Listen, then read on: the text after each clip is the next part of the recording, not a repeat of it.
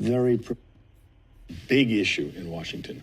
Would President Trump ban partial birth abortion? Well, look, I'm very pro-choice. I hate the concept of abortion. I hate it. I hate everything it stands for. I cringe when I listen to people debating the subject. But I just believe in choice. And again, it may be a little bit of a New York background because there is some different attitude in different parts of the country. And, you know, I was raised in New York and grew up and work and everything else in New York City. But I am strongly for choice, and yet I hate the concept of abortion. But you would not ban it? No. Or ban partial birth abortion? No, I am pro-choice in every respect and as far as it goes, but I just hate it. Let me turn to abortion. The ban on partial birth abortions or late-term abortions, you supported that ban. I did, and I do. You believe that Roe v. Wade was not correctly decided, and that you also believe that a right of abortion was not secured by the Constitution. Why did you change your mind? Roe v. Wade is as close to we're going to be able to get as a society that incorporates the general lines of debate within Christendom, Judaism, and other faiths, where it basically says there is a sliding scale relating to viability of a fetus. We can argue about whether or not it's precisely set, whether it's right or wrong in terms of it's 3 months as opposed to 2 months, but it does encompass, I've come to conclude, the only means by which, in this heterogeneous society of ours, we can reach some general accommodation on what is a religiously charged and a publicly charged debate. Do you believe that life begins at conception? I am prepared to accept my church's view. I think it's a tough one. I have to accept that on faith. That is a tough decision for me. But there is a point relatively soon where viability, it's clear to me when there's viability, meaning the ability to survive outside the womb, that I don't have any doubt. I have my opinions on it, but I'd rather not comment on it. You said you're very pro-life. Pro-life view is that it's abortion. Yeah, abortion is murder. But I mean, I do have my opinions on it. I just don't think it's an appropriate forum. But you don't disagree with that proposition, that it's murder? What proposition? That abortion is murder. No, I don't disagree with it.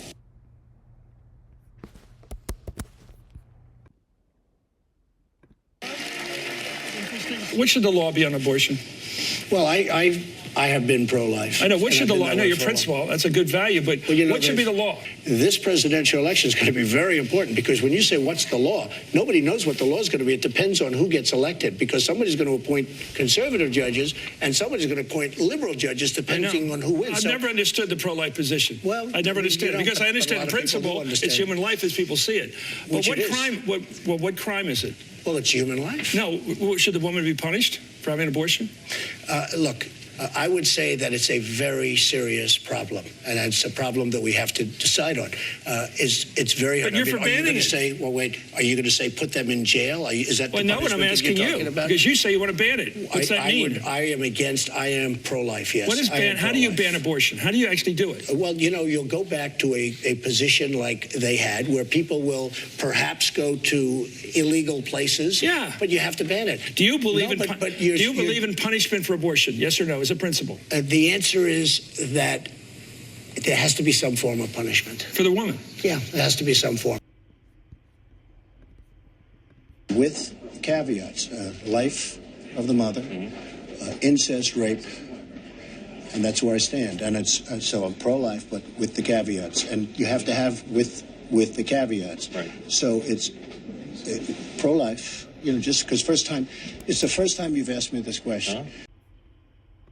I want to ask you specifically, do you want the court, including the justices that you will name, to overturn Roe v. Wade, which includes, in fact, states a woman's right to abortion? Well, if that would happen, because I am pro-life and I will be appointing pro-life judges, I would think that will go back to the individual states. But I'm asking you specifically, would you like to... If they overturned it, it'll go back to the states. But what I'm asking you, sir, is do you want to see the court overturn? You just said you want to see the court protect the Second Amendment. Do you want to see the court overturn Roe v. Wade? Well, if we put another 2 or perhaps 3 justices on, that's really what's going to be, that will happen.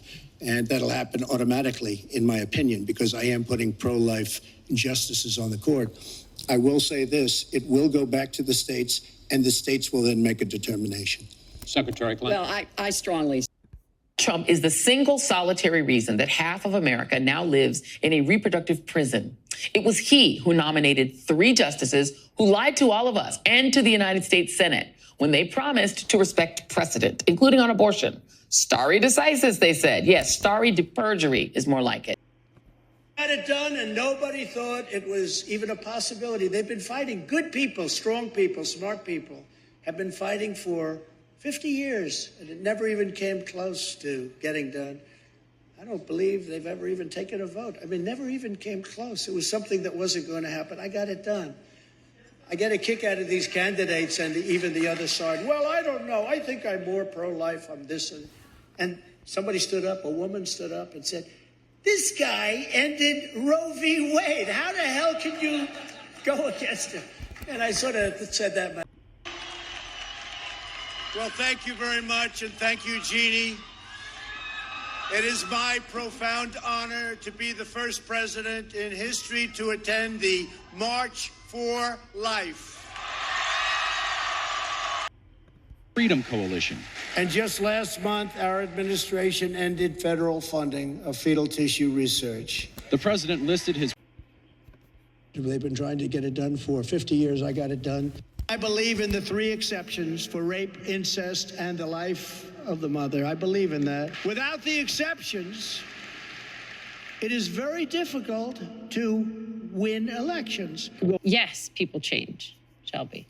But he's changing back and forth kind of right now because he's criticizing some of the most strict bans that, by the way, Dobbs has allowed to happen, while also saying, but I'm the one who got all these conservative justices on the court, and I'm therefore responsible for getting Roe overturned. He's sort of trying to play both sides here. And so in a way, he is kind of almost, in my opinion, moving over to the general election early. And he's trying to figure out ways to get some of those more moderate, socially moderate voters on board, while also reminding the ultra-conservative religious voters, well, last time around, I did X, Y, Z for you guys, so you should still be with me, even though I'm saying something different this time around. And that has really frustrated the anti-abortion activists as well. This. Protecting unborn babies that have detectable heartbeats is not terrible. It's noble, it's just, and it should be something that anyone says that they're pro-life would embrace. I don't see how you could claim to have been at one time pro-life and then turn around and say that it's terrible that a state would enact protections for life. President Donald Trump stands up for unborn babies during a wide-ranging speech at the United Nations. He rejects the push for taxpayer-funded abortions. The president also called out immigration advocates and blasted social media companies which try to silence conservatives. United Nations correspondent Sabrina Farisi reports from New York City. Good evening, Sabrina. Good evening, Wyatt. Here at the United Nations General Assembly, President Trump called for all nations to allow religious freedom, and he identified pressing international problems. But he really caught our attention when he argued against abortion on the world stage. Americans will also never tire of defending innocent life. Speaking to world leaders, President Trump accused the United Nations of trying to assert a global right to taxpayer-funded abortion on demand. Global bureaucrats have absolutely no business attacking the sovereignty of nations that wish to protect innocent life. The president also criticized social justice agencies who promote immigration policies that he says lead to human smuggling. Today I have a message for those open border activists who cloak themselves in the rhetoric of social justice. Your policies are not just. Your policies are cruel and evil. And the president sounded the alarm against giant social media companies. To be the most pro-life president in American history.